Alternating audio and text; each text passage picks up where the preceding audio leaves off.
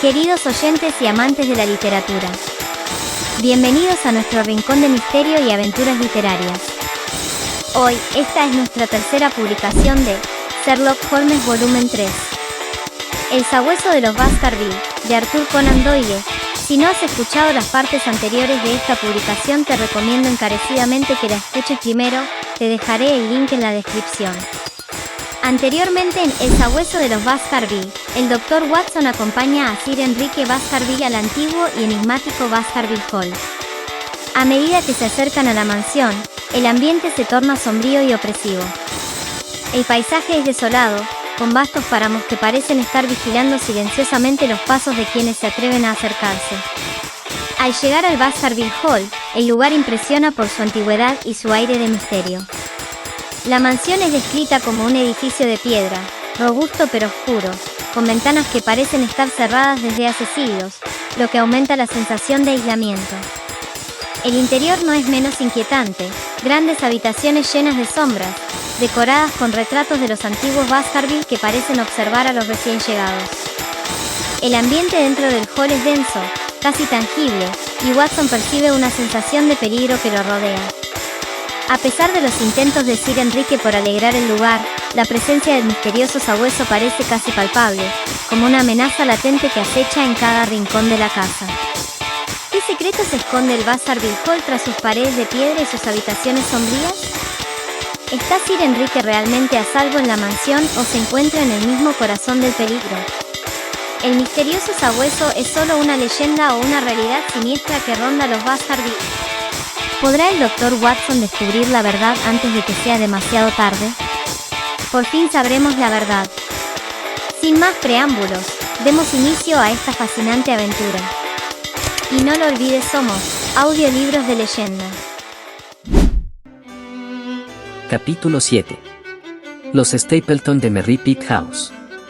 La frescura y belleza de la mañana siguiente fueron parte para borrar de nuestro espíritu la impresión gris y siniestra que nos había causado nuestra entrada en Baskerville Hall.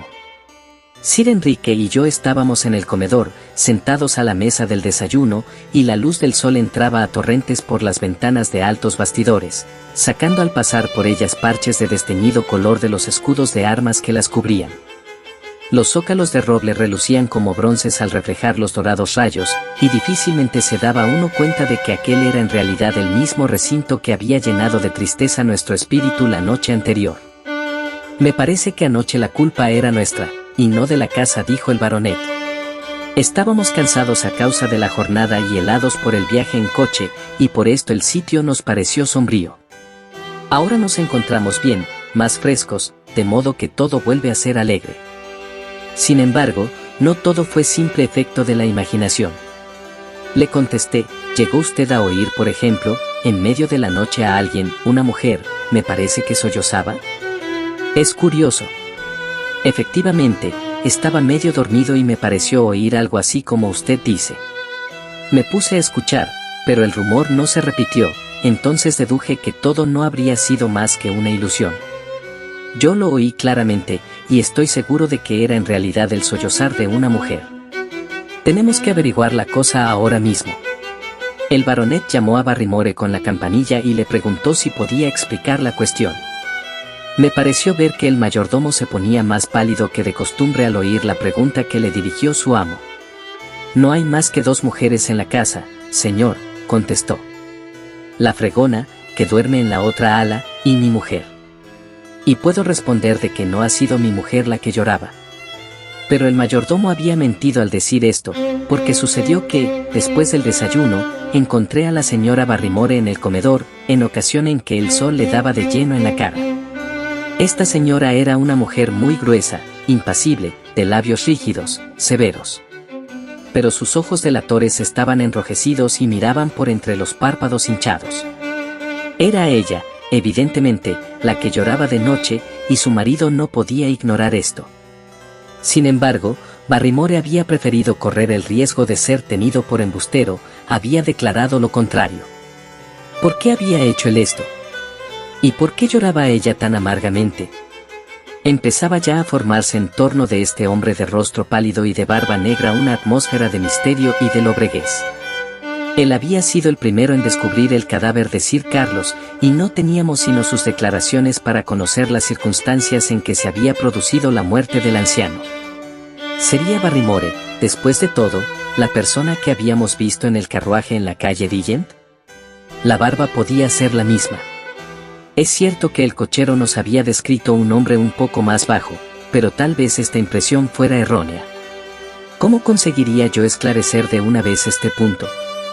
Lo primero que había que hacer, naturalmente, era ver al administrador de correos y telégrafos de Grimpen y averiguar si el telegrama de prueba había sido entregado, en efecto, a Barrymore en propias manos.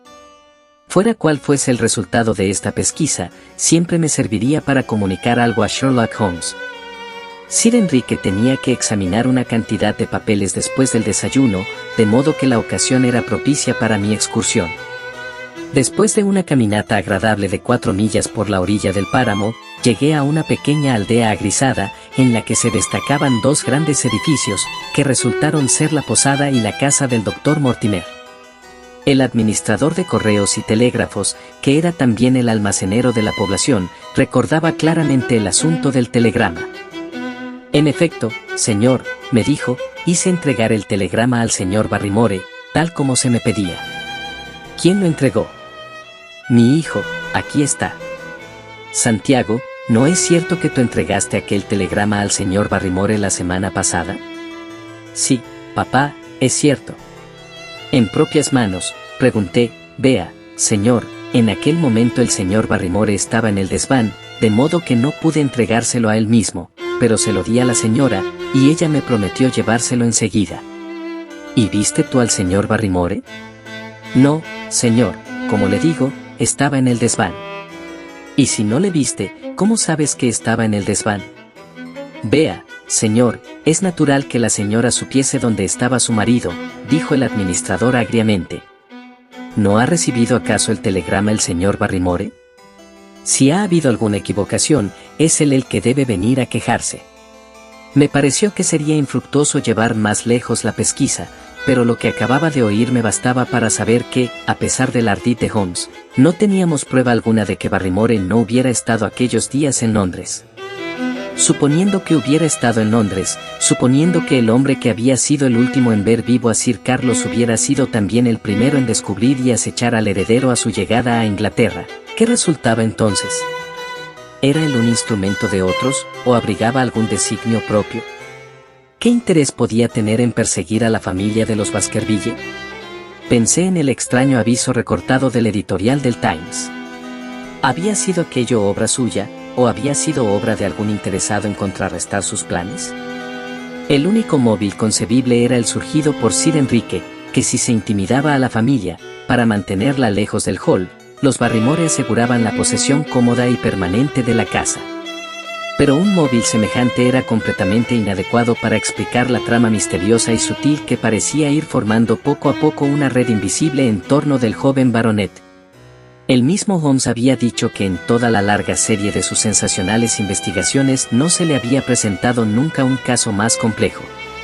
A mi vuelta, siempre a pie, por el camino gris y solitario, iba haciendo votos porque mi amigo se viera libre cuanto antes de sus ocupaciones, y viniera a quitarme de los hombros la pesada carga de responsabilidad que empezaba ya a abrumarme. De pronto interrumpió mis pensamientos el sentir detrás de mí que alguien se aproximaba corriendo y me llamaba por mi nombre. Me di vuelta, creyendo que iba a ver al Dr. Mortimer, pero noté con sorpresa que era un extraño el que me seguía. Era un hombre bajo, delgado, de cara afeitada, muy cuidada, pelo rubio y mandíbulas prominentes, tendría de 30 a 40 años y estaba vestido con un traje gris cubierto por un sombrero de paja. Llevaba colgada del hombro una caja de latón para especímenes botánicos y en la mano una red verde de cazar mariposas. Espero que usted se servirá disculpar mi audacia, Dr. Watson, me dijo, acercándose jadeante. Aquí, en el páramo, somos gente sencilla, y no nos cuidamos de las presentaciones formales. Es probable que usted haya oído citar mi nombre a nuestro común amigo Mortimer. Soy Stapleton, de Mayfair House. Su red y su caja podían habérmelo dicho, lo contesté, porque sabía que el señor Stapleton era naturalista. Pero ¿cómo me ha conocido usted? Estaba de visita en casa de Mortimer cuando pasó usted por ella, y él me lo señaló desde la ventana de su gabinete. Entonces, como el camino que tenía que hacer usted era también el mío, pensé que podía alcanzarlo y presentarme yo mismo. Espero que a Sir Enrique no le habrá sentado mal el viaje, está muy bien, gracias. Todos teníamos el temor de que, después de la triste muerte de Sir Carlos, el nuevo baronet no quisiera establecer aquí su residencia. Es pedir mucho a un hombre de fortuna el que venga a sepultarse en un sitio como este, pero creo inútil decir a usted que este hecho tiene muchísima importancia para toda comarca. Supongo que Sir Enrique no abriga temores supersticiosos al respecto, no me parece probable. Usted conoce, por supuesto, la leyenda del perro diabólico que persigue a la familia, la he oído. Es extraordinario lo crédulos que son por aquí los campesinos. Hay algunos capaces hasta de jurar que han visto a semejante animal en el páramo. Al decir esto el hombre se sonreía, pero me pareció leer en sus ojos que él no tomaba el asunto en broma. La historia, agregó, había causado cierta impresión en la imaginación de Sir Carlos, y no dudo de que esto fue lo que lo llevó a su fin trágico. ¿Pero cómo? Estaban tan excitados sus nervios, que la aparición de cualquier perro podría haber producido un efecto fatal en su corazón enfermo. Me imagino que Sir Carlos vio realmente algo por el estilo aquella noche en la Alameda de los Tejos. Yo siempre había estado temiendo que llegara a sucederle una desgracia, porque quería mucho al viejo y sabía que tenía el corazón muy débil. ¿Cómo sabía usted eso? Mortimer me lo dijo. ¿Cree usted, entonces, que Sir Carlos fue perseguido por algún perro, y que murió de terror a causa de esto? ¿Tiene usted alguna explicación mejor? No he llegado a ninguna conclusión al respecto. ¿Y el señor Sherlock Holmes? Estas palabras me cortaron bruscamente la respiración, pero una mirada al rostro plácido y a los ojos serenos de mi acompañante me demostraron que no había tenido intención de sorprenderme. No tengo por qué afectar que no lo conozco a usted bien, Dr. Watson, dijo. Los relatos que usted ha hecho sobre los trabajos de su amigo han llegado hasta nosotros, y no era posible que usted diera celebridad al señor Sherlock Holmes sin hacerse usted también famoso.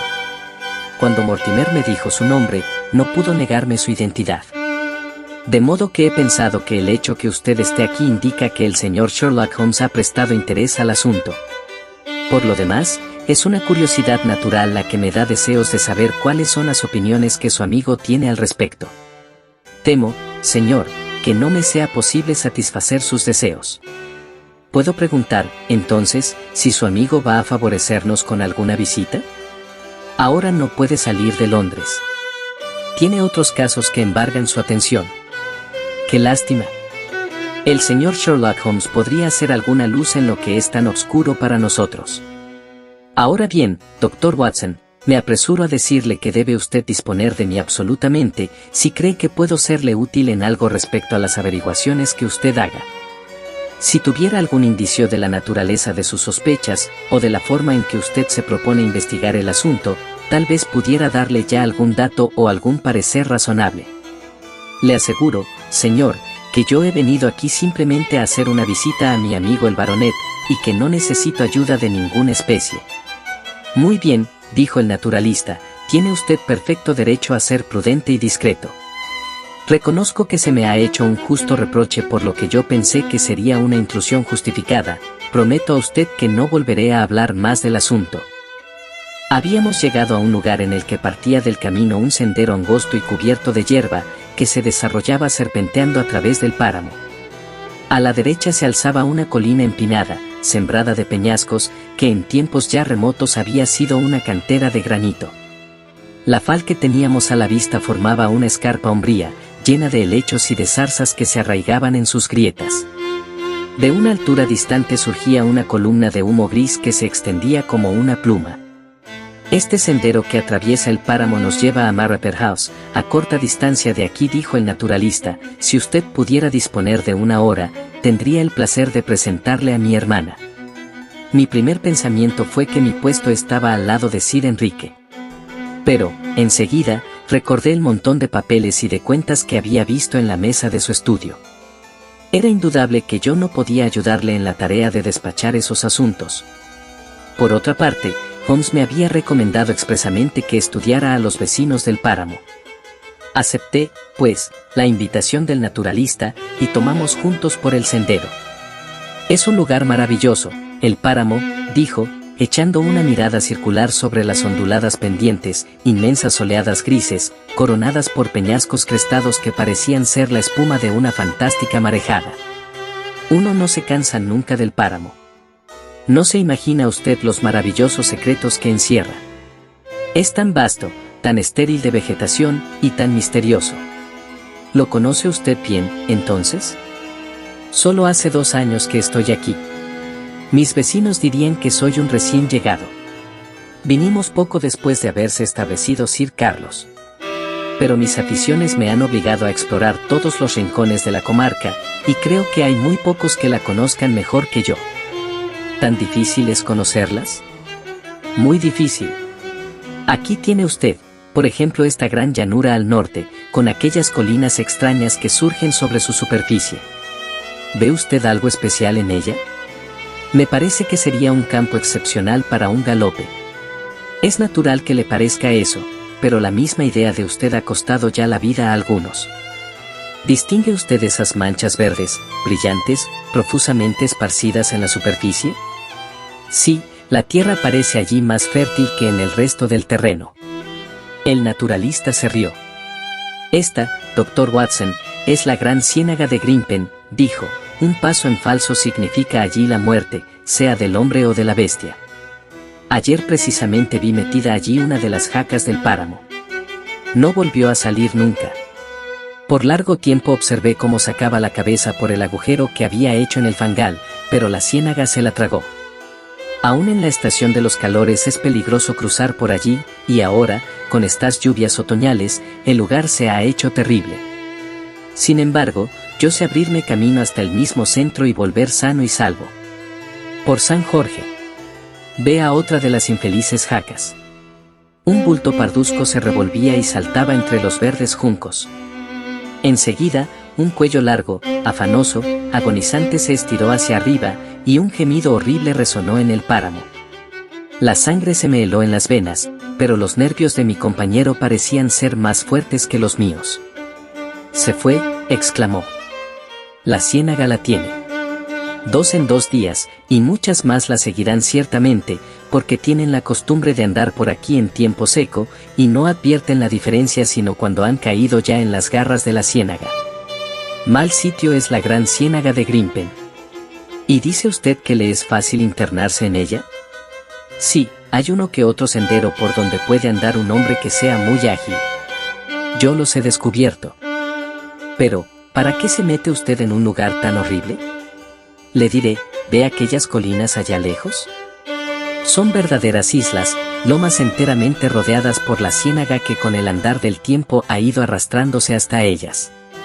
Allí es donde hay que ir a buscar las plantas raras y las mariposas, si se tiene fuerzas y destreza suficientes para llegar hasta donde están ellas sin perder la vida en el camino.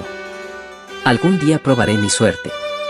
Por amor de Dios, quítese usted esa idea de la cabeza, me dijo Stapleton mirándome con expresión sorprendida. La sangre de usted caería sobre mi conciencia. Le aseguro que no tendría usted la más mínima probabilidad de volver vivo. Solo puedo hacerlo yo porque tengo bien presentes ciertas señales muy complicadas del terreno. ¿Qué es esto?, interrumpí. Un aullido prolongado y suave, profundamente lastimero, recorrió el páramo. Llenó todo el espacio hasta el punto de hacer imposible el saber de dónde procedía. Este sordo murmullo fue creciendo y creciendo poco a poco hasta convertirse de pronto en una nota estridente y sostenida, en un terrible rugido, y después fue amortiguándose otra vez y volvió a ser un gemido largo y melancólico, palpitante de indecible angustia. Stapleton me miró con una expresión extraña. «¡Qué lugar tan raro, el páramo!», dijo. «¿Pero qué es esto?».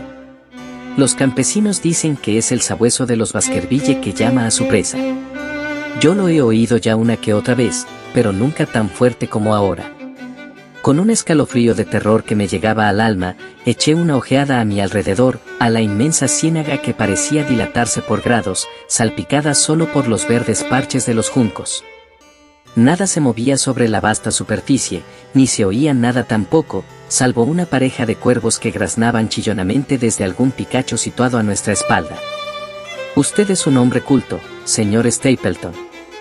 ¿Cree, acaso, en un disparate semejante? ¿Cuál piensa usted que sea la causa de un grito tan espantoso? Los pantanales tienen a veces ruidos extraños. Ora es el fango que se asienta, ora el agua que se levanta, o algo por el estilo. No, este era el grito de un ser animado.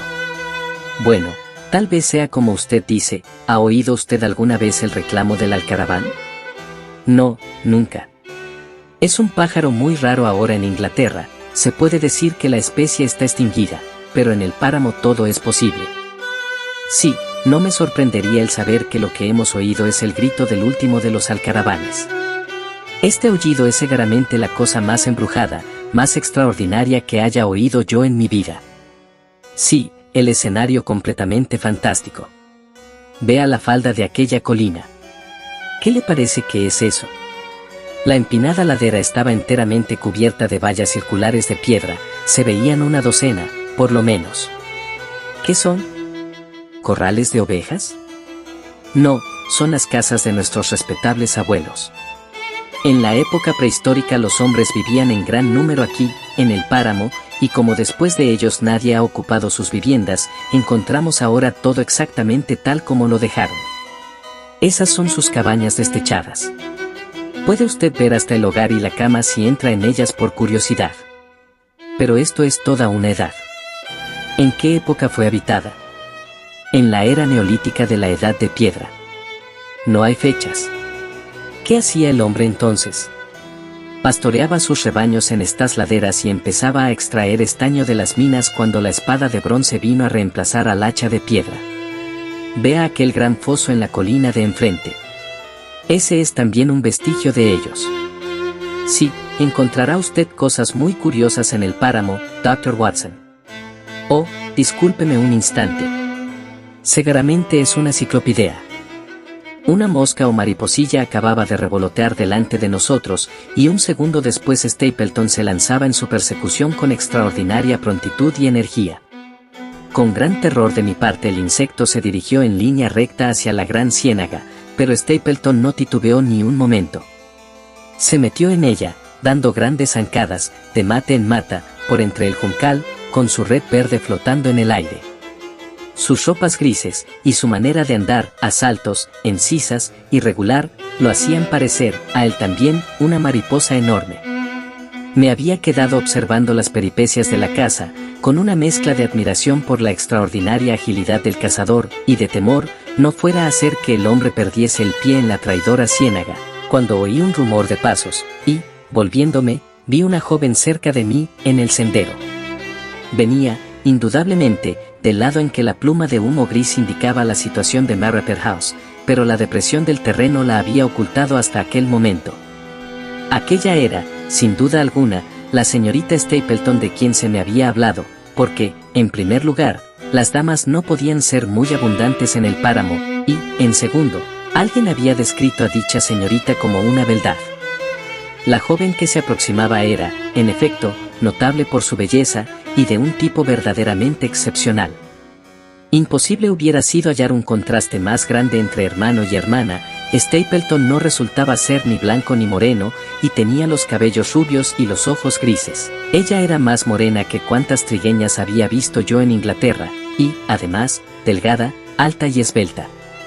Su rostro, de expresión arrogante, estaba modelado con tal regularidad que hubiera parecido imposible a no ser por la boca sensitiva y por los hermosos ojos negros y vehementes. Con su figura delicada y su vestido elegante, la joven era realmente una aparición extraña en el solitario sendero del páramo.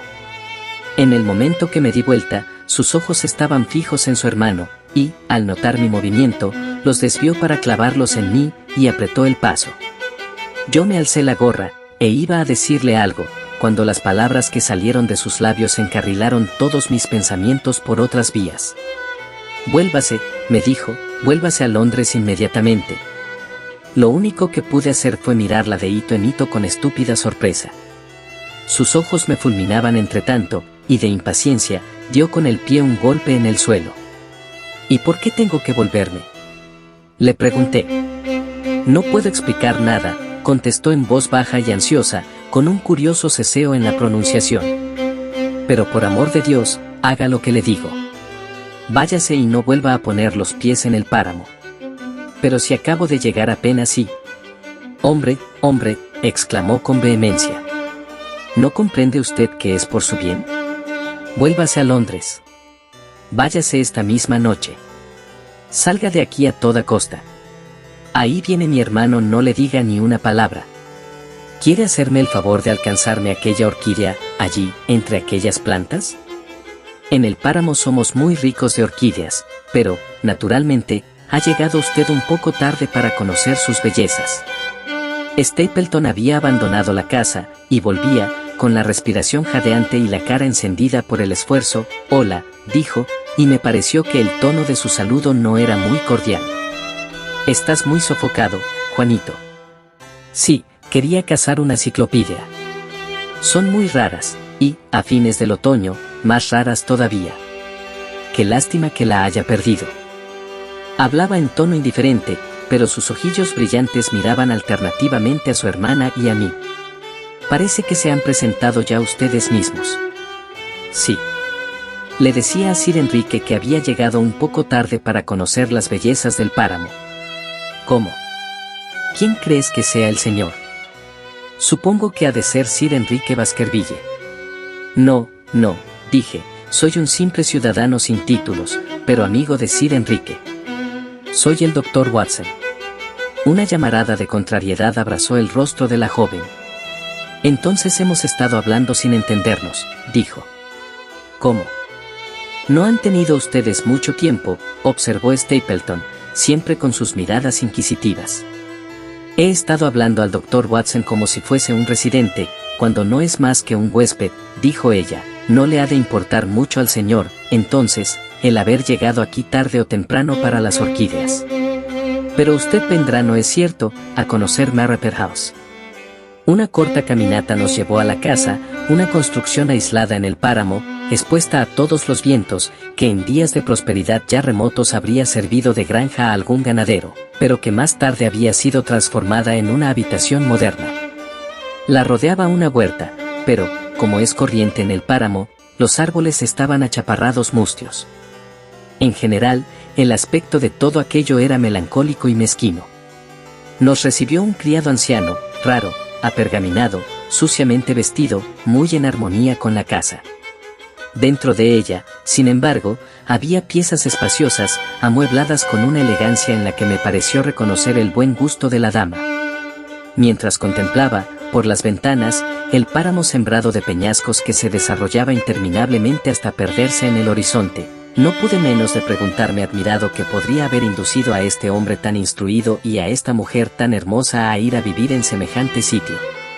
«Curioso barrio el que hemos elegido, ¿no?», dijo Stapleton, como si hubiera leído en mi pensamiento. «Y, sin embargo, nosotros nos arreglamos para ser felices, ¿no es cierto, Luz?».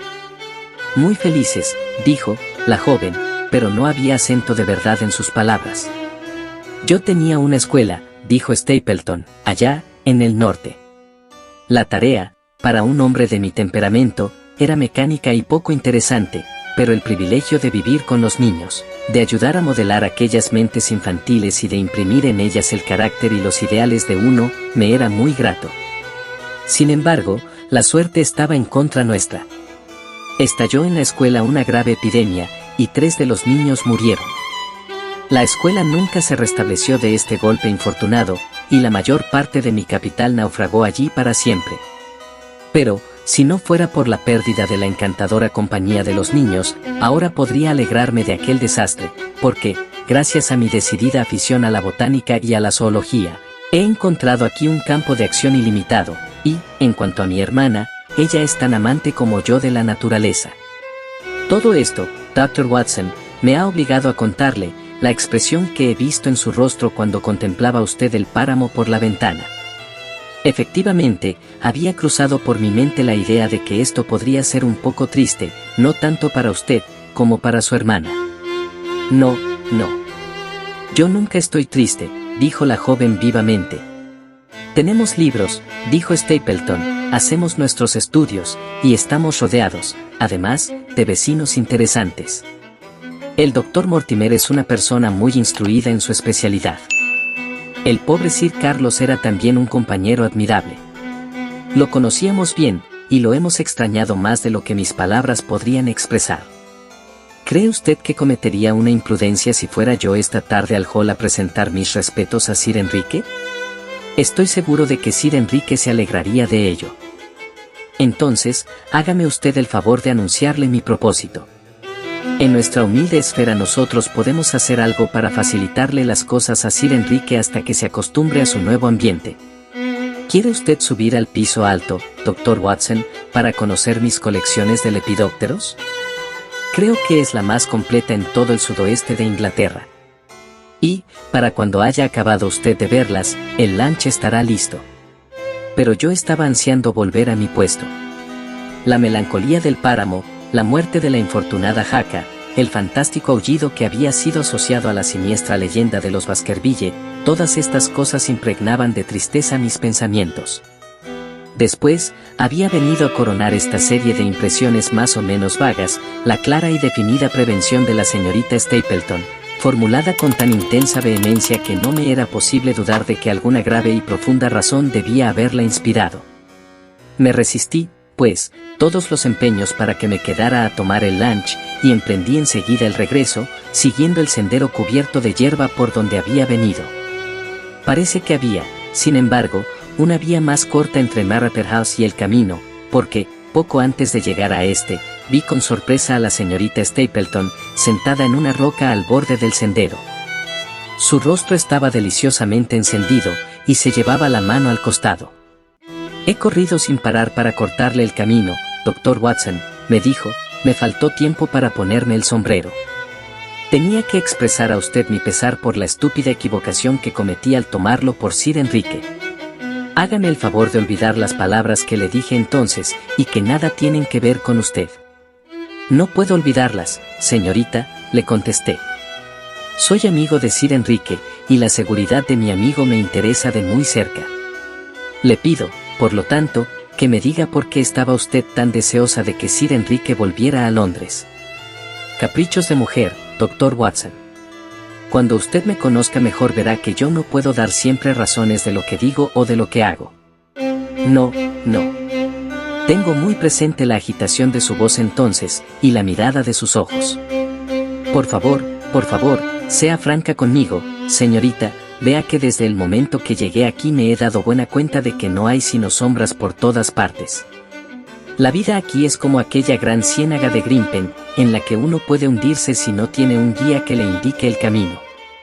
Dígame, pues, a qué peligro se refería usted cuando me habló, y le prometo que transmitiré su prevención a Sir Enrique. Una sombra de irresolución veló por un instante el rostro de la joven, pero sus ojos se endurecieron de nuevo al contestarme, da usted al asunto demasiada importancia, Dr. Watson. Mi hermano y yo hemos sufrido un golpe muy fuerte con la muerte de Sir Carlos. Lo conocíamos mucho y lo queríamos mucho, su paseo favorito era venir a casa, atravesando el páramo. Sir Carlos estaba muy impresionado por la maldición que pesaba sobre su familia, y cuando ocurrió la tragedia comprendí enseguida que los temores que él manifestaba en vida no habían sido tan faltos de fundamentos. Por esto me afligí ver que venía a vivir al hall otro miembro de la familia, y pensé que había que prevenirle el peligro que corría. Esto es todo. ¿Pero cuál es el peligro? ¿Conoce la leyenda del sabueso? No creo semejante disparate. Yo sí creo. Y si tiene usted alguna influencia sobre Sir Enrique, lléveselo de un lugar que ha sido siempre fatal para su familia. El mundo es muy grande. ¿Por qué habría de querer vivir él en el sitio del peligro? Precisamente porque es el sitio del peligro. El carácter de Sir Enrique es así.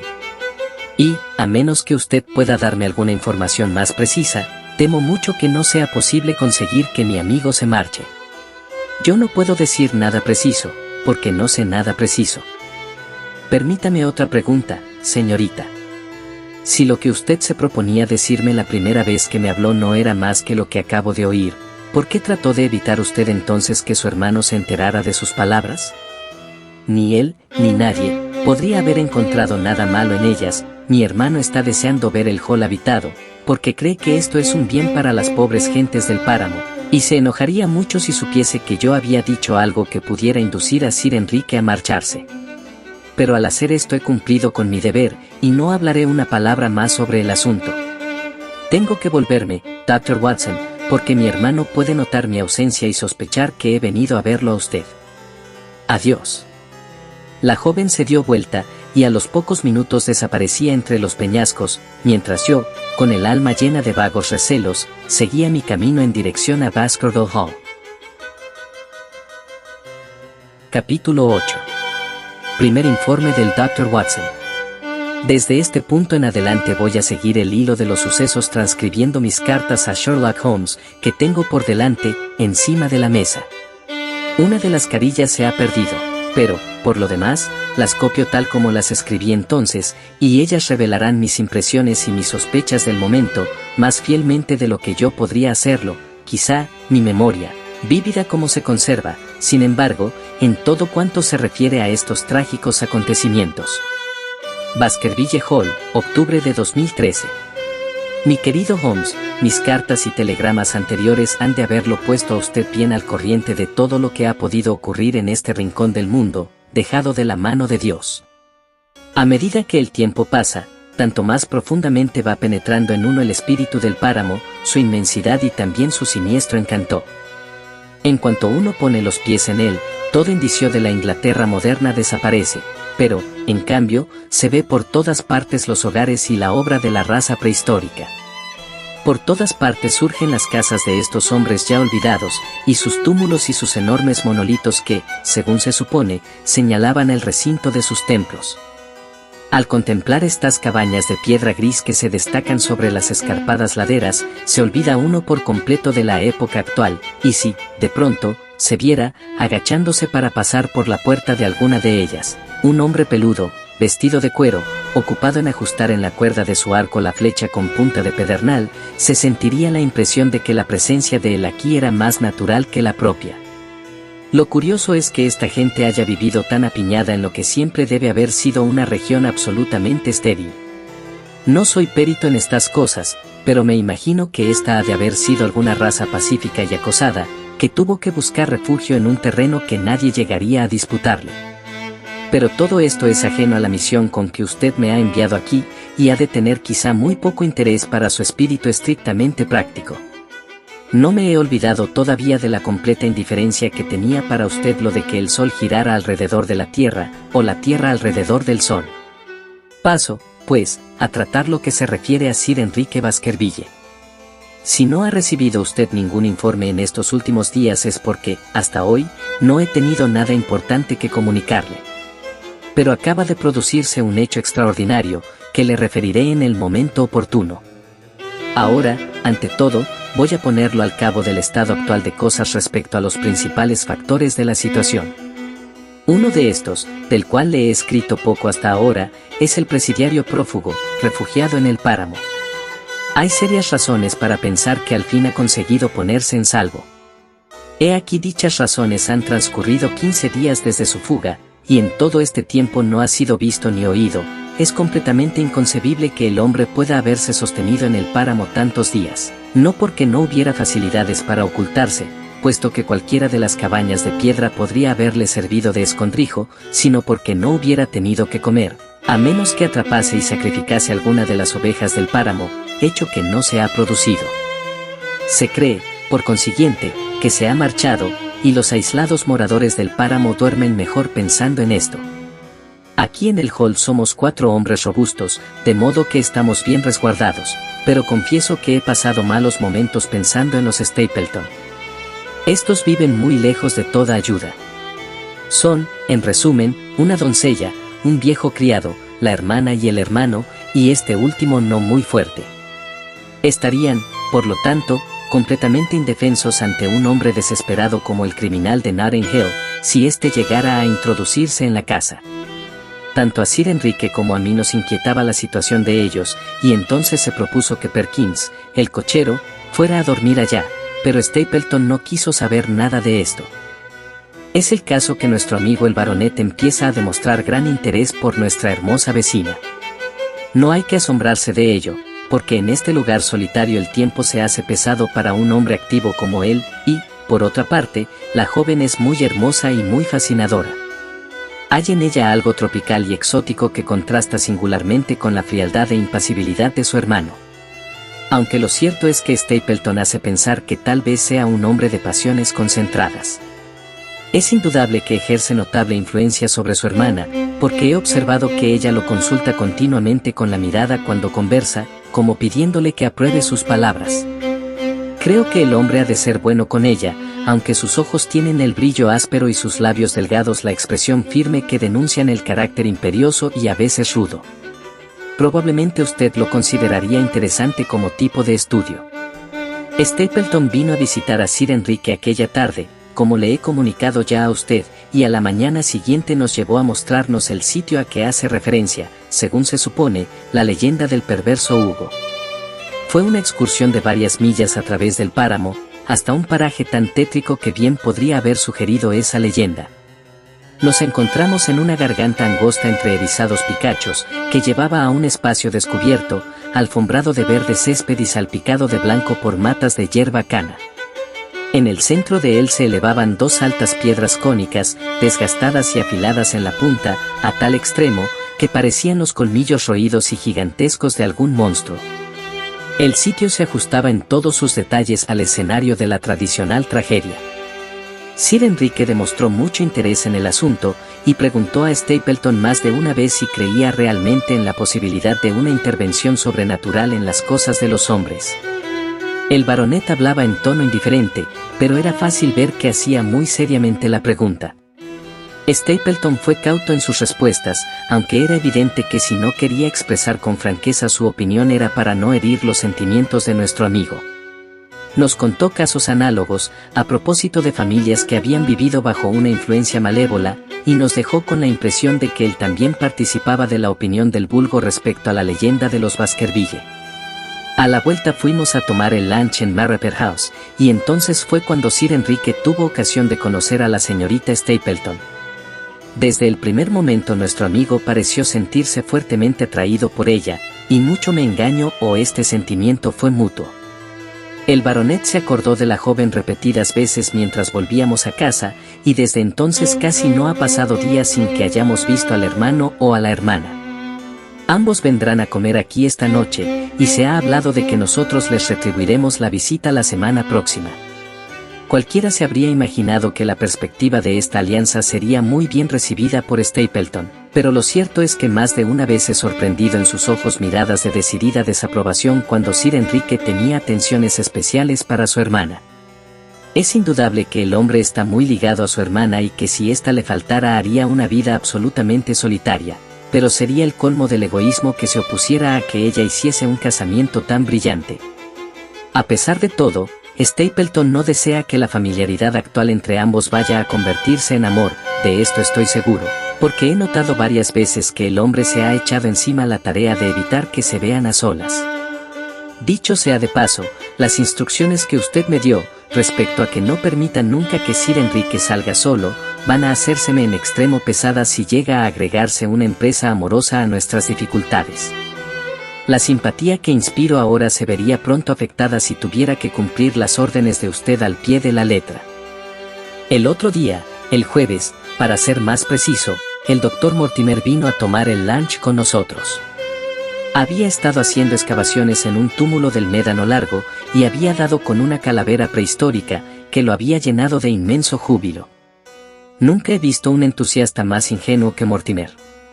Más tarde llegaron los Stapleton, y el buen doctor nos llevó a todos a la Alameda de los Tejos, para hacernos ver en el terreno cómo habían pasado las cosas aquella noche fatal. La Alameda de los Tejos es una larga y tétrica calle entre dos altas tapias de cerca recortada, con una estrecha faja de césped a cada lado. En el extremo de ella hay una vieja glorieta que amenaza ruina. A mitad del camino está el portillo que da al páramo. Este portillo está cerrado por una barrera de madera blanca, con su aldaba y su candado. Del otro lado de él extiende el vasto páramo. Recordé la teoría de usted y traté de representarme lo que había ocurrido. Estando allí, en el portillo, el anciano vio algo que se acercaba cruzando el páramo, algo que lo aterrorizó al extremo de hacerle perder la cabeza, y entonces echó a correr y a correr, hasta que cayó muerto, pura y simplemente de horror y extenuación. Allí estaba el largo y sombrío túnel por donde había huido. ¿De qué? ¿De un perro ovejero del páramo? ¿O de un sabueso fantasma, negro, silencioso y monstruoso? ¿Había habido intervención humana en la muerte de Sir Carlos? ¿Sabía el pálido y cauteloso Barrymore más de lo que había declarado? Todo está confuso y vago, pero, en el fondo, se destaca siempre la negra sombra del crimen.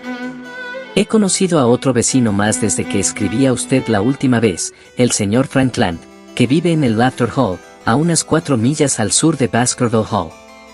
Es un hombre entrado en años, de cara colorada, cabellos blancos e índole irascible. Su pasión es la ley británica, y ha despilfarrado una gran fortuna en pleitos. Pleitea por el mero gusto de pleitear, y tan dispuesto está a encarar una cuestión por un lado como por el radicalmente contrario, de modo que no es extraño que la diversión le haya resultado costosa. Unas veces, consigue hacer anular la concesión de un camino, y desafía a la comisión municipal a que lo haga abrir. Otras, destroza con sus propias manos la cerca de algún vecino, declarando que desde tiempo inmemorial ha existido allí un paso, y provoca al propietario a que lo demande por violación de la propiedad.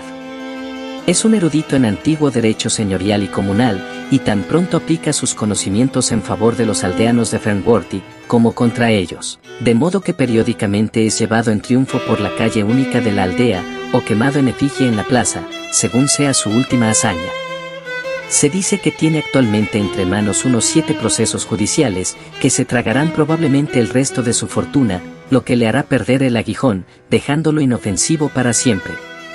Fuera de esto, parece ser una persona afable y de buen carácter. Si lo cito aquí es solo porque usted me pidió especialmente que le describiera uno por uno a todos nuestros vecinos. El señor Frankland está entregado en estos momentos a una curiosa tarea. Se pasa el día entero en la azotea de su casa, barriendo el páramo con un excelente anteojo que posee, como aficionado que es a la astronomía, y de este modo espera llegar a entrever al presidiario prófugo. Si aplicara sus energías a cosas de este género, todo estaría muy bien, pero parece que ahora se propone demandar al doctor Mortimer por haber abierto en médano largo una tumba, la de un hombre de la edad de piedra, y por haber exhumado una parte de los restos, la calavera, sin el consentimiento de los parientes del muerto. El hombre nos ayuda, en resumen, a evitar que la vida se nos haga aquí monótona, y representa un pequeño detalle cómico en un escenario que bien poco lo necesita, por cierto. Y ahora que ya está usted al día respecto al presidiario prófugo, a los Stapleton, al doctor Mortimer y al señor Frankland, voy a terminar por lo más importante, por todo cuanto se relaciona con los Barrymore y que comprende, especialmente, el extraordinario descubrimiento que hice anoche. Ante todo le hablaré del telegrama que envió usted de Londres para asegurarse de que Barrymore estaba aquí realmente. Ya le he explicado cómo resultó de mis averiguaciones que el ardid había fracasado, dejándonos sin prueba ni de una cosa, ni de la otra. Le conté esto a Sir Enrique, y el baronet, procediendo resueltamente como siempre, llamó enseguida a Barrymore y le preguntó si había recibido él mismo el telegrama. Barrymore dijo que sí. ¿Se lo entregó el mensajero en propias manos?, le preguntó Sir Enrique. Barrymore pareció sorprenderse, y meditó un momento. No, señor, dijo, yo estaba entonces en el desván, y mi mujer me lo llevó arriba. ¿Lo contestó usted mismo? No, señor. Le di la contestación a mi mujer, y ella bajó y la escribió. A la tarde, Barrymore volvió a tocar el punto espontáneamente. No he podido comprender, Sir Enrique, el objeto de sus preguntas de esta mañana, dijo, ¿he hecho algo como para perder su confianza, señor? Sir Enrique le aseguró que no había tal cosa, y, para acabar de tranquilizarlo, le regaló una parte considerable de su guardarropa, pues ya le han llegado los nuevos trajes que encargó a Londres. La mujer del mayordomo tiene para mí un interés especialísimo. Es una señora gruesa, robusta, concentrada, en alto grado respetable, y muy inclinada al puritanismo. Difícilmente podría concebir usted una mujer menos capaz de conmoverse. Sin embargo, como ya le he contado, la noche de nuestra llegada la oí sollozar amargamente, y, desde entonces, más de una vez he notado huellas de lágrimas en su rostro. Alguna honda pena debe estar royendo continuamente su corazón. A veces supongo que sean remordimientos, otras veces pienso que Barrymore puede ser un tirano doméstico. La aventura de anoche ha justificado mis sospechas, nacidas desde el primer momento, de que hay algo singular y cuestionable en el carácter de este hombre. El hecho a que me refiero, sin embargo, puede parecer en sí mismo de poca importancia. Como usted sabe, mi sueño no es muy pesado, y, desde que estoy en el hall, se ha hecho más ligero todavía. Anoche, como a las 2 de la mañana, me despertó el rumor de unos pasos sigilosos en el corredor delante de mi pieza. Me levanté enseguida, abrí la puerta y miré afuera. Una larga sombra negra se deslizaba sobre el piso de madera. Provenía de un hombre que atravesaba, silenciosamente el corredor, con una vela en la mano. Iba en mangas de camisa y descalzo. Solo pude verle la silueta, pero por la estatura reconocí a Barrymore. Andaba con lentitud y cautela, y había en su porte un no sé qué culpable y furtivo. El corredor, creo habérselo dicho ya en otra ocasión, está interrumpido por la galería que rodea el vestíbulo, pero continúa del otro lado de este. Esperé que Barrymore llegara a la otra parte, y entonces le seguí. Cuando di la vuelta a la galería, el hombre no estaba ya en el corredor, y por el resplandor que salía por una puerta abierta pude ver que había entrado en una de las habitaciones. Recordé que todas las piezas de esta parte del edificio están enteramente desocupadas, y el objeto de aquella expedición se hizo para mí más misterioso que nunca. La luz brillaba con fijeza, como si estuviera inmóvil. Me deslicé por el corredor lo más silenciosamente que pude, y, arrimando la cabeza al costado de la puerta, miré adentro de la pieza. Barrymore estaba agachado delante de la ventana, sosteniendo la luz contra el vidrio, y daba al perfil a la puerta. Pude ver su rostro rígido por ansiosa expectativa, parecía estar sondeando las tinieblas del páramo. Durante unos minutos se mantuvo así, observando atentamente, y de pronto, hizo oír un sordo gruñido, y con gesto contrariado apagó la luz. Inmediatamente emprendí la retirada, y a poco de estar en mi cuarto sentí otra vez sus pasos furtivos en dirección al fondo de la casa. Mucho después, cuando empezaba ya a dormirme, oí chirriar una llave en alguna cerradura, pero no pude precisar en qué parte del edificio. Me considero incapaz de conjeturar, querido Holmes, qué significa esta extraña conducta del mayordomo, pero lo que puedo decir es que en esta casa está en trámite, indudablemente, algún asunto misterioso que, tarde o temprano, hemos de poner en claro. Esta mañana, hemos conversado largamente al respecto, hemos hecho nuestro plan de campaña, que ejecutaremos cuando se repita la escena, lo que es probable, porque, según me dice el baronet, parece que no es esta la primera vez que alguien cruza sigilosamente el corredor a deshoras de la noche. Deseoso de informarlo a usted cuanto antes de esta novedad, no he querido demorar ni un momento más el envío de esta carta, aunque muy pronto, tal vez, habremos puesto en claro este misterio. Capítulo 9. Segundo informe del Dr. Watson. Baskerville Hall, octubre de 2015. Mi querido Holmes, si en un principio, en el primer tiempo de mi misión aquí, tuve forzosamente poco que hacer, ha de saber usted que ahora estoy recobrando el tiempo perdido, y que las cosas empiezan a sucederse a nuestro alrededor en tropel y rápidamente. Mi informe anterior terminaba con la nota culminante de cuántas contenía, Barrymore en la ventana, y ahora tengo ya todo un costal lleno, que, o mucho me equivoco, o ha de sorprenderlo a usted de una manera considerable. Las cosas han tomado un giro que no me habría imaginado nunca. Durante las últimas 48 horas se han hecho mucho más claras, por un lado, y mucho más complicadas por el otro. Pero se lo contaré todo, usted hará su juicio al respecto. A la mañana siguiente de aquella aventura, antes del desayuno, atravesé el corredor y fui a examinar la pieza en que había entrado Barrymore pocas horas antes. Noté que la ventana del oeste, por la que él había estado mirando tan ansiosamente, tiene una particularidad que no ofrecen las demás ventanas del hall, facilita la perspectiva más próxima del páramo, pues hay un espacio descubierto entre dos árboles que permite que uno pueda verlo desde allí directamente, mientras que, desde todas las demás ventanas, solo puede conseguir una visión oblicua. Por consiguiente, que si Barrymore había elegido aquella ventana, era porque quería observar alguna cosa en el páramo. Pero la noche había sido muy oscura, y me parecía imposible que el hombre hubiera podido llegar a ver algo en las tinieblas.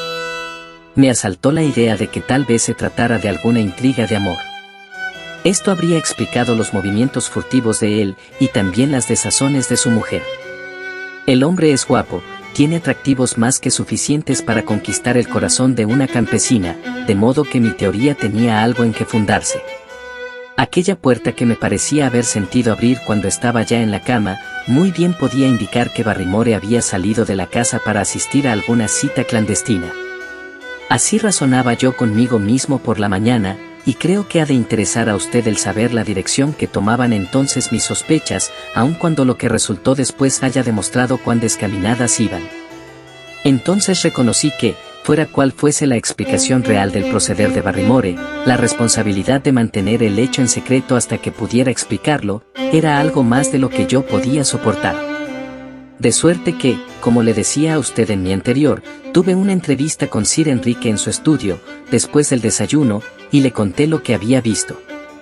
El baronet se mostró menos sorprendido de lo que yo esperaba. Sabía, me dijo, que Barrymore tiene la costumbre de andar dando vueltas de noche, y estaba ya con ganas de interrogarlo al respecto. 2 o 3 veces lo he oído ir y venir por el corredor, precisamente a la hora que usted dice. Entonces es probable que todas las noches haga una visita a aquella ventana, insinué. Es probable. En tal caso podríamos seguirlo, y ver qué es lo que anda haciendo. Quisiera saber qué haría su amigo Holmes si estuviera aquí. Creo que haría exactamente lo que usted acaba de indicar, dije, seguiría a Barrymore para ver en qué andaba. Entonces eso es lo que vamos a hacer nosotros. Quizá llegue a sentirnos. El hombre es un poco sordo, pero, de cualquier manera que sea, hay que correr el riesgo. Esta noche nos meteremos en mi pieza, y esperaremos a que pase. Y el baronet se frotó las manos satisfecho, halagado evidentemente por la perspectiva de una aventura que venía a aliviar por un momento la vida un tanto tediosa que hace en el páramo. Sir Enrique ha estado comunicándose con el arquitecto que dibujó los planos para Sir Carlos, y con un contratista de Londres, de suerte que pronto empezarán a hacerse aquí grandes cambios. Han venido también tapiceros y muebleros de Plymouth. Todo esto hace ver que nuestro amigo tiene proyectos muy vastos, que se propone no escatimar trabajos ni gastos para restaurar la grandeza de sus antepasados. Cuando la casa haya sido reparada y amueblada de nuevo, lo único que el hombre necesitará entonces será una esposa, para que su hogar esté completo.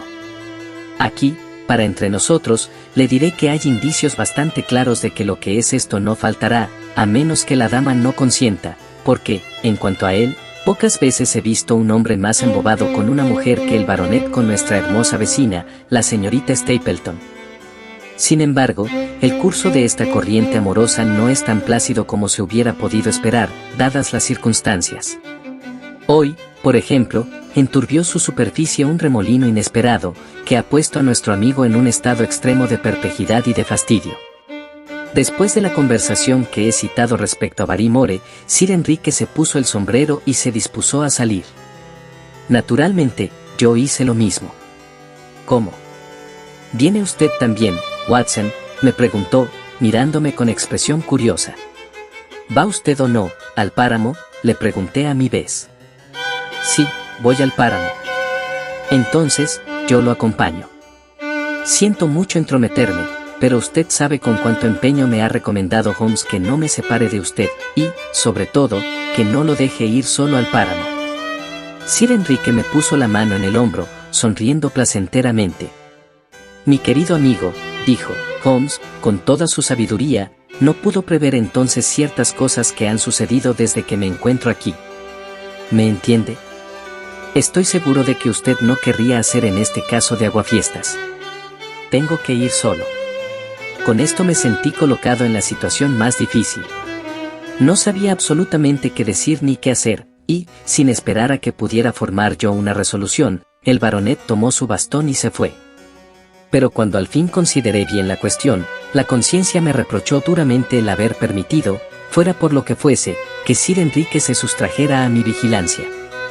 Me figuré cuál sería el estado de mi ánimo si tuviera que ir a ver a usted, mi querido Holmes, para confesarle que había ocurrido una desgracia a causa de haber descuidado yo sus instrucciones. Le aseguro que se me encendieron las mejillas a la sola idea de esto. Entonces pensé que tal vez no fuera demasiado tarde para alcanzar a nuestro amigo, y partí enseguida en dirección a Mayfair House. Eché a correr con todas mis fuerzas, sin poder ver al baronet, hasta que llegué al sitio en que el camino se divide. Entonces, temiendo que, después de todo, hubiera equivocado la dirección, subí a una colina desde donde podía dominar el terreno, la misma colina que en otro tiempo fue una cantera de granito. Descubrí enseguida a Sir Enrique. Iba por el sendero del páramo, como a un cuarto de milla de distancia, en compañía de una dama que no podía ser sino la señorita Stapleton. Saltaba a la vista que existía ya una inteligencia entre ellos, y que aquel encuentro era el resultado de una cita. Caminaban lentamente, absortos en animada conversación, y pude ver que ella movía vivamente las manos, accionando como para acentuar más lo que decía, mientras él oía con atención profunda, meneando de tiempo en tiempo la cabeza como si se hallara en completo desacuerdo con su interlocutora.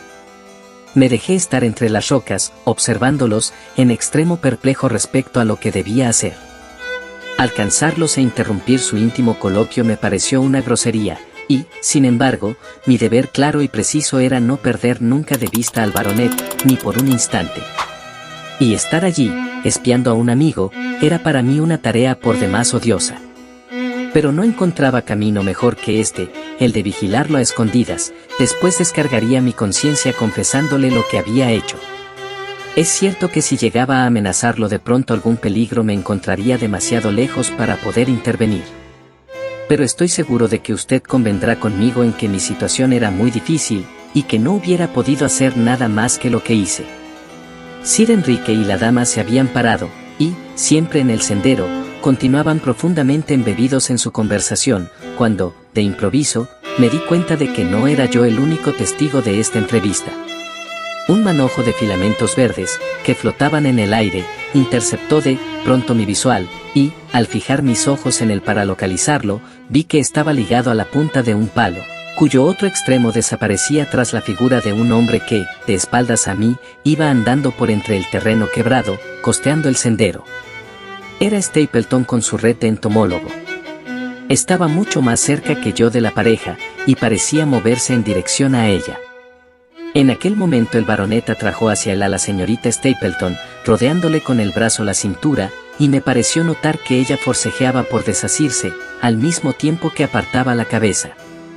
Entonces, Sir Enrique se inclinó, tratando de acercar la suya, y la dama alzó el brazo para interponerlo. De repente, los vi apartarse bruscamente y dar media vuelta, para mirar azorados detrás de ellos. Era Stapleton la causa de su alarma. El naturalista había echado a correr frenéticamente hacia ellos, con su red tremolando ridículamente detrás de él. Vi que se ponía a gesticular y a accionar, a bailar casi de excitación delante de los enamorados. No podía darme cuenta del significado de esta escena, pero me pareció que Stapleton estaba insultando a Sir Enrique que trataba de dar explicaciones, y se exaltaba, e iba poniéndose cada vez más furioso, ante la persistencia del otro en no querer aceptarlas. La dama permanecía inmóvil, guardando un silencio altanero. Al fin, Stapleton giró sobre sus talones e hizo con la cabeza un llamado perentorio a su hermana, quien, después de dirigir al baronet una mirada de indecisión, echó a andar al lado del naturalista. Los ademanes coléricos de este me hicieron ver que su disgusto era también con la dama. Sir Enrique se quedó mirándolos por un momento, y después empezó a desandar pausadamente el camino, con la cabeza caída sobre el pecho, viva imagen del dolor y del desaliento. El proceder de Stapleton no podía explicármelo, pero lo cierto es que me sentía profundamente avergonzado por haber sido testigo de una escena tan delicada, sin que mi amigo lo supiera. Bajé corriendo la colina, y le salí al encuentro. Su rostro estaba encendido de cólera, tenía las cejas contraídas y una expresión general de perplejidad completa. «Hola», Watson. ¿De dónde demonios ha salido?, me preguntó. Esto quiere decir que me ha seguido usted, a pesar de todo. Le expliqué las cosas, cómo me había sido imposible dejarlo solo, cómo lo había seguido, y cómo había presenciado todo lo ocurrido. Por un instante sus ojos despidieron chispas, pero mi franqueza desarmó su cólera. Por último, prorrumpió en una carcajada sarcástica. Cualquiera habría creído que el mismo centro de un descampado era un sitio más que seguro para que uno estuviera a solas, dijo, pero, rayos y truenos, no parece sino que toda la comarca hubiera salido a verme hacer la corte, y qué corte más desdichada. ¿Dónde pudo conseguir usted asiento? Yo estaba en esta colina.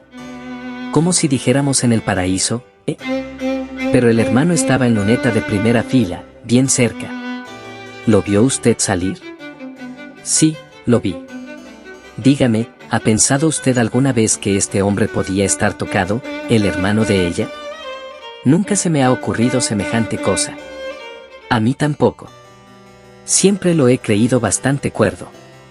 Pero ahora le aseguro a usted que a él o a mí, a alguno de los dos, hay que ponernos un chaleco de fuerza.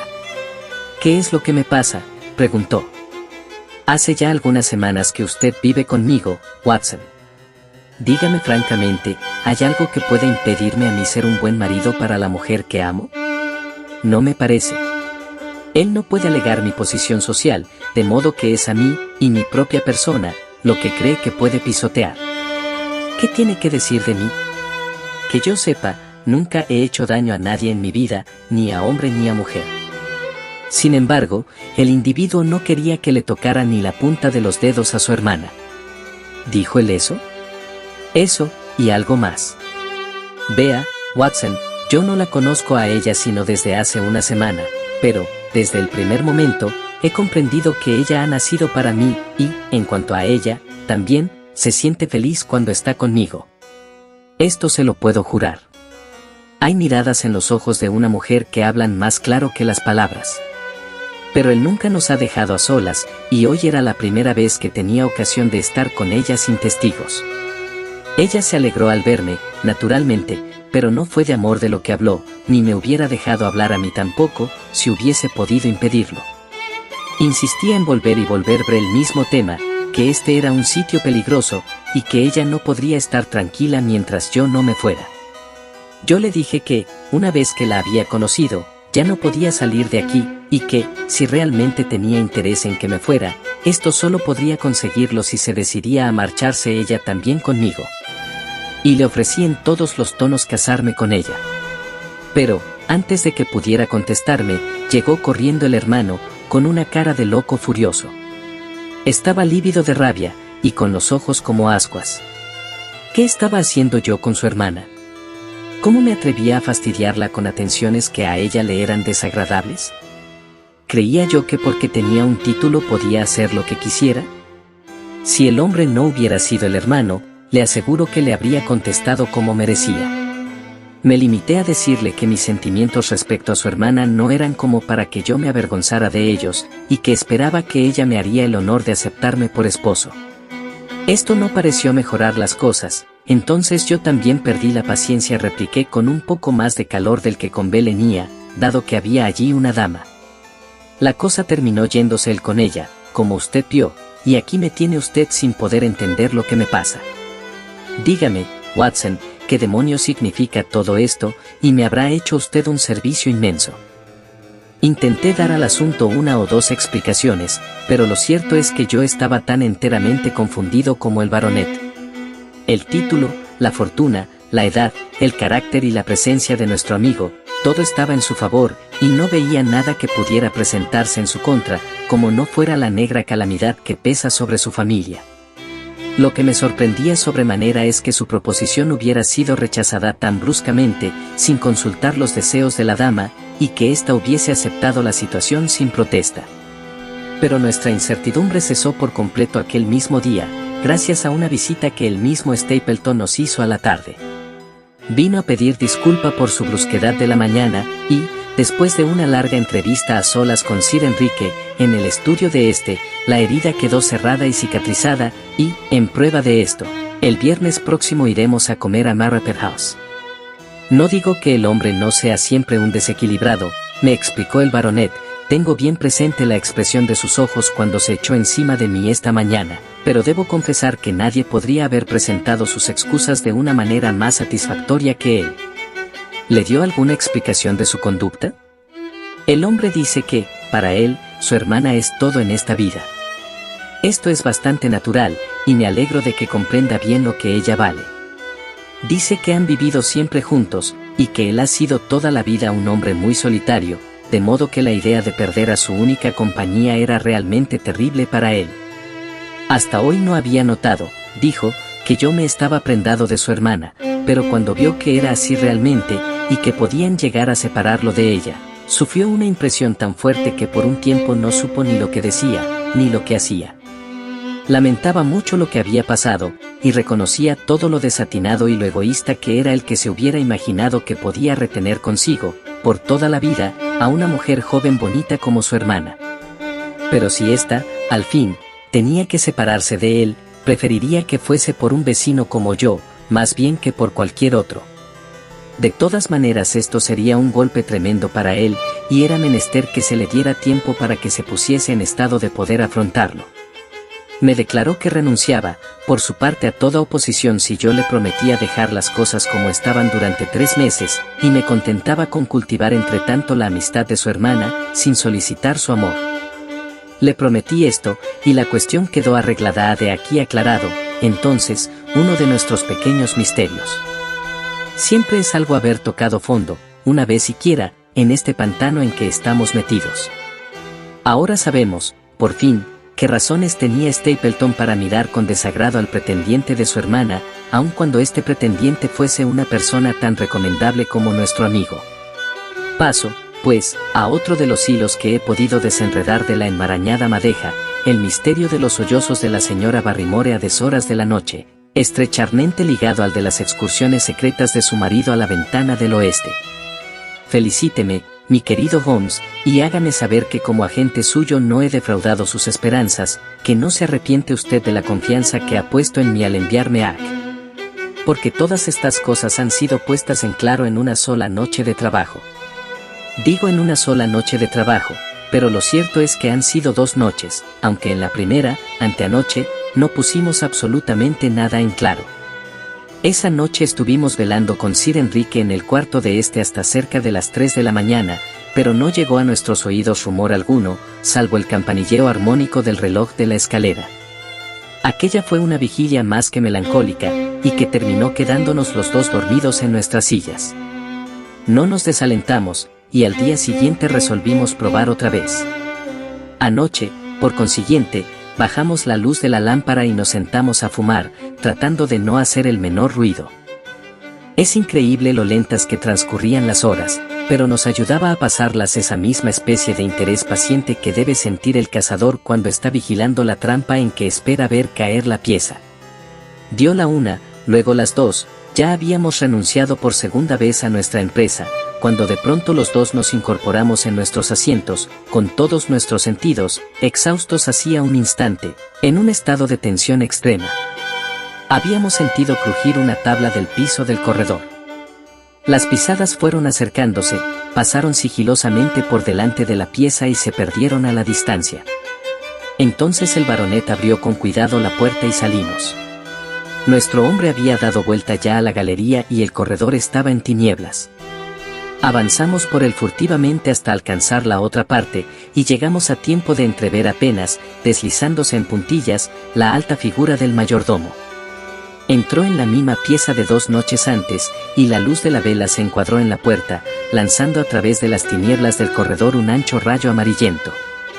Seguimos adelante cautelosamente, arrastrando casi los pies y tentando una por una las tablas del piso antes de apoyarnos en ellas. Y aunque había tenido la precaución de dejar los botines en la pieza, la vieja madera chillaba y crujía a nuestro paso. A veces parecía imposible que el hombre no llegara a sentirnos. Pero, afortunadamente, se lo impedía su sordera, y, además, estaba enteramente absorto en lo que hacía. Cuando al fin llegamos a la puerta y atisbamos por ella, lo vimos agachado delante de la ventana, con la vela en la mano, y la cara blanca, ansiosa, apretada contra el vidrio, tal como lo había sorprendido yo la vez primera. No habíamos combinado ningún plan de campaña a partir de aquel momento, pero el baronet es un hombre para quien no hay nunca mejor camino que la línea recta. Entró resueltamente en la pieza, y, al sentirlo, Barrymore se apartó de un salto de la ventana haciendo una aspiración ruidosa, y se plantó blanco y trémulo delante de nosotros. Sus ojos negros, que resaltaban brillantes sobre la palidez cadavérica del rostro, estaban llenos de terror y de sorpresa, y se fijaban alternativamente en Sir Enrique y en mí. ¿Qué está haciendo, Barrymore? Nada, señor. Su agitación era tan grande que casi no podía hablar, y las sombras en la pieza subían y bajaban sin descanso, siguiendo los vaivenes de la luz de la bujía. Era la ventana, señor. Todas las noches hago una gira para ver si están cerradas. ¿Aquí, en el segundo piso? Sí, señor, todas.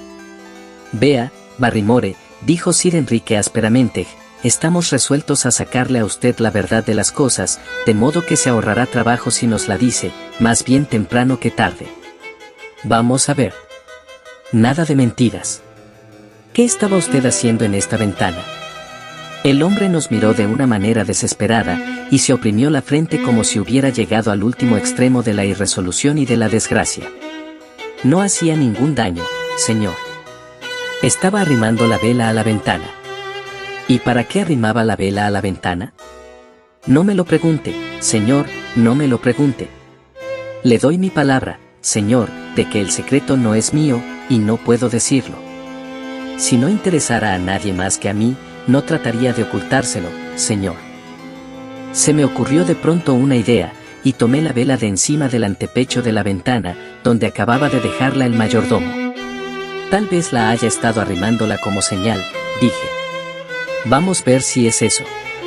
Sostuve la luz como él había hecho, y traté de sondear las tinieblas. Apenas podía distinguir la cima negra de los árboles y la extensión, relativamente menos oscura, del páramo, porque en aquellos momentos la luna estaba oculta por las nubes. Pero enseguida lancé un grito de júbilo, al ver que un diminuto punto luminoso, amarillento, había atravesado de pronto el velo de las sombras, brillaba fijamente en el centro mismo del espacio negro que encuadraba la ventana. Ahí está, exclamé. No, no señor. No es nada, nada absolutamente, prorrumpió el mayordomo. Le aseguro, señor, mueva la luz de un lado a otro, Watson, me gritó el baronet, vea, vea, el otro la mueve también. Ahora, bribón. ¿Niega usted todavía que sea una señal? Vamos, hable. ¿Quién es su cómplice allá abajo, y cuál es la conspiración que están tramando? El mayordomo asumió abiertamente una expresión de desafío. Es asunto mío, y no del señor, dijo, no nada. Entonces salga usted de aquí inmediatamente. Está bien, señor. Saldré. Y ha caído usted en desgracia. Rayos y truenos. Bien puede usted estar avergonzado. Su familia ha vivido con la mía bajo este techo durante más de un siglo, y he aquí que lo encuentro a usted metido en un infame complot contra mi persona. No, no señor, no, no es contra el señor, dijo una voz de mujer. Y la señora Barrymore, más pálida y más aterrorizada que su marido, apareció en la puerta. Su corpulenta figura envuelta en un chal y una pollera hubiera resultado cómica, a no haber sido por la intensidad del sufrimiento que expresaba su rostro. Tenemos que irnos, Elisa. En esto han venido a parar las cosas. Puedes ir aprontando los baúles, dijo el mayordomo. Oh, Juan, Juan. Y yo te he traído esto. Es por mí, Sir Enrique, por mí únicamente. Él no ha hecho nada sino por mí, y porque yo se lo pedí. Hable, entonces. ¿Qué significa esto?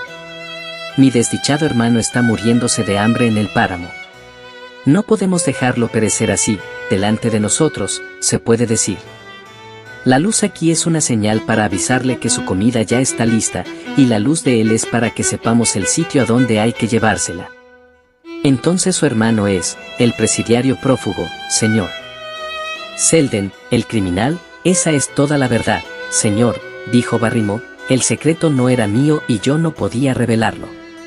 Pero ahora el señor lo ha oído, y el Señor reconocerá que si había algún complot no era contra su persona. Esta, pues, era la explicación de las expediciones furtivas por la noche y de la luz en la ventana. Sir Enrique y yo miramos a la mujer asombrados. ¿Era posible que esta persona tan impasible y tan respetable tuviera en sus venas la misma sangre de uno de los asesinos más famosos del país? Sí, señor. Selden es mi hermano menor. Lo mimamos mucho, señor, cuando muchacho, y le dejábamos hacer su gusto en todo, a tal punto que llegó a creer que el mundo había sido creado para él y que podía hacer lo que quisiera. Después, cuando fue mozo, tuvo malas compañías, el diablo se le metió en el cuerpo, y destrozó el corazón a mi madre y arrastró nuestro apellido por el suelo. A fuerza de crímenes fue hundiéndose más y más cada vez, y solo la misericordia de Dios ha podido librarlo de la horca. Pero para mí, señor, él siempre ha sido la criatura que yo he criado y querido como hermana. Por eso fue que se escapó, señor. Porque sabía que yo estaba aquí, y que no podíamos negarle ayuda. Cuando se nos apareció de pronto una noche, rendido y muerto de hambre, perseguido por los guardias, ¿qué podíamos hacer? Lo dejamos entrar y le dimos de comer y lo vestimos. Después llegó el Señor, y él reconoció que en el páramo estaría más seguro que en cualquier otra parte, hasta que la alarma hubiera pasado, de modo que se escondió en el páramo. Pero noche por medio nos asegurábamos de que él estaba siempre allí, poniendo una luz en esta ventana, y, si contestaba, entonces mi marido le llevaba un poco de pan y de carne. Día a día hemos estado esperando que se fuera, pero, mientras estuviese aquí, no podíamos abandonarlo. Esta es toda la verdad, señor, como mujer cristiana y honrada que soy, y el Señor verá que, si hay algún culpable en este asunto, no es mi marido, sino yo, porque por mí ha hecho él todo lo que ha hecho. La mujer hablaba con tal vehemencia que sus palabras eran enteramente convincentes. ¿Es cierto todo esto, Barrymore? Sí, señor. Letra por letra. Bueno, Barrymore. Yo no puedo reprocharle a usted que haya ayudado a su mujer, olvide lo que he dicho. Pueden retirarse, y mañana temprano hablaremos más detenidamente de este asunto. En cuanto el mayordomo y su mujer se hubieron ido, volvimos a mirar por la ventana. El baronet la había abierto, y el viento frío de la noche nos daba en la cara. Allá lejos, entre las sombras distantes, brillaba aún el puntito de luz amarillenta. Me admira su audacia, dijo Sir Enrique. La luz debe estar colocada de manera que solo pueda ser visible desde aquí. Es muy probable. ¿A qué distancia cree usted que esté? Cerca del Picacho hendido, me parece. A 1 o 2 millas cuando más, tal vez no tanto. Claro. No puede estar lejos y Barrymore tiene que llevarle allí la comida. Y él está esperando, el miserable, junto a esa luz, rayos y truenos, Watson. Voy a tomar al hombre. El mismo pensamiento había cruzado por mi mente. No era caso de pensar que podíamos hacer traición a la confianza de los Barrymore. El secreto se les había arrancado a la fuerza. El hombre representaba un peligro para la comunidad, era un asesino empedernido, para quien no podía haber ni piedad ni disculpa. No haríamos más que cumplir con nuestro deber, si aprovechábamos aquella oportunidad para llevarlo otra vez al sitio donde no podía hacer daño. Dada su índole brutal y violenta, alguien tendría quizá que pagar muy caro el que nosotros nos cruzáramos de brazos en vez de obrar. Cualquier noche nuestros vecinos los Stapleton, por ejemplo, podían ser atacados por él, y creo que este mismo pensamiento fue lo que decidió a Sir Enrique a correr la aventura. Yo iré también, dije. Entonces tome su revólver, vaya a ponerse los botines. Y apúrese un poco, porque el individuo puede apagar la luz y marcharse. A los 5 minutos nos encontrábamos en la puerta del hall, listos ya para nuestra expedición. Echamos a andar con paso apresurado por entre la oscura arboleda, acompañado solo por el pesado murmullo del viento otoñal y por el crujido de las hojas secas que pisábamos. El aire de la noche estaba cargado de humedad y de emanaciones pútridas. De tiempo en tiempo la luna a 50 amaba por un instante, pero todo el cielo estaba cubierto de nubes, y, en cuanto llegamos al Pa el Sabueso, Ramo, empezó a caer una lluvia menuda. La luz brillaba todavía fijamente delante de nosotros. «Lleva armas», Pregunté al baronet. Tengo un látigo de caza. Conviene que caigamos sobre el individuo bruscamente, dije, porque es un hombre terrible, según dicen.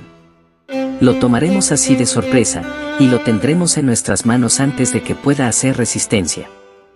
Oiga, Watson, dijo el baronet, ¿qué diría Holmes de esto? Que me cuenta de aquellas horas tenebrosas en que el espíritu del mal anda suelto.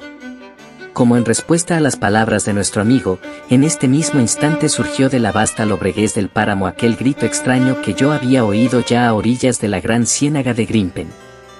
Llegó hasta nosotros, traído por el viento en medio del silencio de la noche, el mismo aullido prolongado y suave, profundamente lastimero, luego el terrible rugido, luego otra vez un gemido largo y melancólico, palpitante de indecible angustia. El terrible alarido se repitió una vez, dos veces, haciendo palpitar todo el espacio con sus vibraciones estridentes, furiosas, amenazadoras. El baronet me asió el brazo, y su rostro se destacó blanco entre las sombras. ¡Santo Dios! ¿Qué es esto, Watson? No sé. Es un ruido de aquí, del páramo. Ya lo he oído otra vez. El grito se extinguió, y un silencio absoluto cayó sobre nosotros. Nos habíamos parado y aguzábamos los oídos, pero no percibimos nada. Watson, me dijo el baronet, ha sido el aullido de un sabueso. La sangre se me enfrió en las venas, porque la voz entrecortada de Sir Enrique me reveló que un horror repentino lo había asaltado. ¿Cómo se explican este grito?, me preguntó. ¿Quiénes? Los de la comarca. Oh, son gente ignorante. ¿Qué le importa a usted lo que dicen? Dígamelo, Watson, ¿qué dicen de él? Yo titubeé, pero no pude esquivar la respuesta. Dicen que es el grito del sabueso de los Baskerville. El baronet hizo oír un gruido y guardó silencio por un momento. Sabueso era, dijo al fin, y parecía estar a corta distancia de aquí, en aquella dirección tal vez. Era difícil poder precisar de dónde partía. Aumentaba y disminuía con el viento. ¿No está de aquel lado la gran ciénaga de Grimpen? Sí, de aquel lado. Bueno, de allí salía. Dígame, Watson, ¿no cree usted que ha sido el aullido de un sabueso? Vea que no soy un niño. No debe tener temor de decir la verdad. Stapleton estaba conmigo cuando lo oí por primera vez. Él me dijo que podría ser el reclamo de un pájaro extraño. No, era un sabueso. Dios mío. ¿Habrá algo verdadero en todas estas historias? ¿Será posible que yo esté realmente amenazado por un fantasma? Usted no cree en semejante cosa, ¿no es cierto, Watson? No. Lo cierto es que una cosa era reírnos de esto en Londres, y otra muy distinta estar aquí, en la oscuridad del páramo, y oír un grito semejante, y mi tío. Había las pisadas de un sabueso junto a su cadáver. Todo concuerda perfectamente.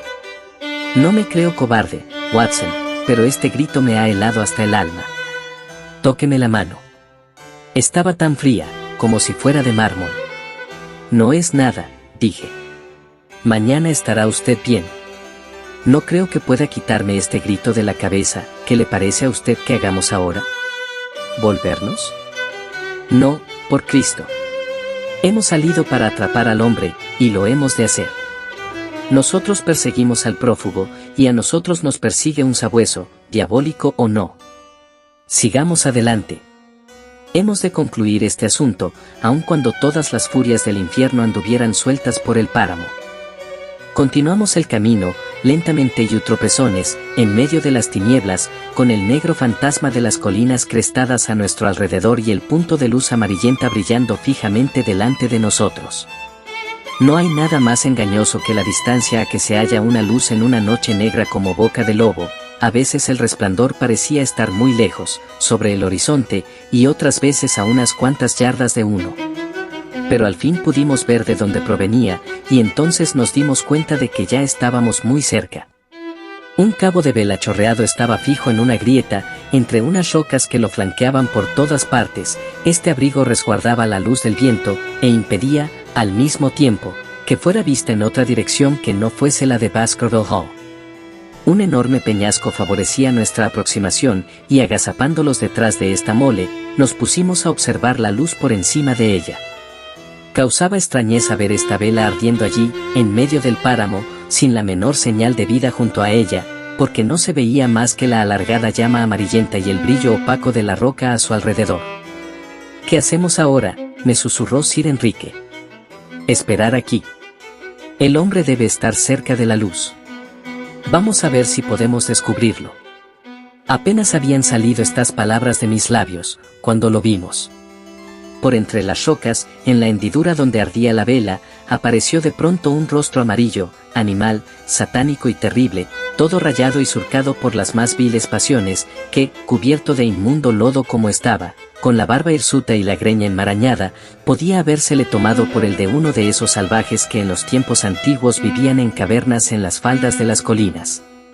La luz de la vela se reflejaba en sus ojos, pequeños y sagaces, que, moviéndose ferozmente a todos lados, trataban de sondear las tinieblas, como un animal salvaje y astuto que oye los pasos del cazador. Era evidente que algo había despertado sus sospechas. Puede ser que Barrymore tuviera alguna señal especial que nosotros no habíamos hecho, o que el individuo pensara, por alguna otra razón, que las cosas no iban bien. El hecho es que había una expresión de sobresalto en su rostro perverso. De un momento a otro, el hombre podía ponerse, de un salto, fuera del rayo iluminado, desaparecer en la oscuridad. Me precipité, pues, sobre él, y Sir Enrique hizo otro tanto. En el mismo instante, el presidiario soltó una maldición y nos lanzó una piedra que fue a estrellarse contra el peñasco que nos había ocultado hasta entonces. Alcancé a ver un bulto bajo, rechoncho, hercúleo, que se ponía de pie bruscamente y, volviendo las espaldas, echaba a correr. Por una feliz casualidad, en aquel momento la luna se abrió paso por entre las nubes. Cruzamos a la carrera la cumbre de la colina, y vimos entonces al prófugo, que se precipitaba cuesta abajo por la otra falda, saltando por encima de las peñas con la agilidad de una cabra montés. Un tiro certero, de mi revólver le hubiera baldado, pero yo había traído el arma para defenderme si era atacado, y no para hacer fuego contra un hombre indefenso. Sir Enrique y yo resultamos ser excelentes corredores, y además estábamos en tren, pero pronto comprendimos que nos sería imposible alcanzarlo. Durante largo tiempo, pudimos ver al hombre, a la luz de la luna, hasta que no fue más que una pequeña mancha que se movía ágilmente entre los peñascos, en la falda de una colina distante. Corrimos y corrimos hasta perder por completo el aliento, pero la distancia que nos separaba fue haciéndose cada vez más grande. Al fin, nos detuvimos y nos sentamos jadeantes, cada uno en una peña, y estuvimos observándolo desde allí hasta que se nos perdió de vista. Y en aquel momento fue cuando ocurrió la cosa más singular e inesperada. Nos habíamos levantado ya, y volvíamos a casa, abandonando la infructuosa persecución. La luna estaba baja en el horizonte, a nuestra derecha, y la cima escabrosa de un picacho se destacaba sobre la curva interior del plateado disco. Allí, perfilándose tan negra como una estatua de ébano sobre aquel fondo brillante, vi la figura de un hombre, de pie sobre el picacho. No crea usted que fue una ilusión, Holmes. Le aseguro que en mi vida he visto nada más claro. A lo que me pareció, aquella figura era la de un hombre alto y delgado. Estaba con las piernas un poco separadas, los brazos cruzados sobre el pecho y la cabeza baja, como si estuviera meditando sobre el vasto desierto de turba y de granito que tenía por delante. Parecía ser el genio de aquel lugar terrible. No era el prófugo. La aparición estaba muy lejos del sitio en que aquel habla desaparecido. Además, Selden era mucho más alto. Lanzando un grito de sorpresa, se lo señalé al baronet, pero en el mismo instante en que me volvía para asir el brazo a este, el hombre desapareció. Aguda cima de granito seguía cortando el borde inferior de la luna, pero el picacho no presentaba ya el menor indicio de aquella figura silenciosa e inmóvil. Hubiera deseado ir hasta allá y registrar el picacho, pero la distancia era un poco grande. Por otra parte, el baronet se estremecía todavía pensando en aquel grito que le recordaba la sombría historia de su familia, y no estaba para nuevas aventuras. Además, él no había visto al hombre del picacho y no podía sentir la agitación que a mí me habían causado su extraña aparición y su actitud dominante. «Es un guarda, seguramente», dijo, «el páramo está cuajado de guardas desde que el sujeto se escapó. Puede ser que esta explicación sea la verdadera, pero me gustaría verla comprobada. Entretanto, hemos resuelto hacer saber a los de Princeton en qué sitio deben buscar al hombre que se les ha perdido, aunque es de sentir que no hayamos logrado el triunfo de llevarlo allá nosotros mismos. Estas son las aventuras de anoche, mi querido Holmes, y me alegraré de que mi relato llene cumplidamente sus deseos. Mucho de lo que le cuento tal vez no pruebe absolutamente nada, pero me ha parecido mejor comunicarle todos los hechos, a fin de que usted mismo pueda escoger los que le sean más útiles en el sentido de facilitarle sus conclusiones. Es indudable que progresamos un poco. Por lo que se refiere a los Barrymore, hemos descubierto la causa de sus procedimientos, y esto ha aclarado bastante la situación. Pero el páramo, con sus misterios y sus extraños moradores, sigue siendo tan inescrutable como siempre. Quizá en mi próxima pueda hacer un poco de luz también sobre esto. Pero lo mejor sería, seguramente, que usted resolviera venir acá cuanto antes. Y así culminamos por ahora esta emocionante aventura de Sherlock Holmes y su inseparables amigo el Dr. Watson, dejando en el aire más preguntas que respuestas. Preguntas que tendrá sus respuestas en breve en nuestra siguiente publicación del Sabueso de los Baskerville.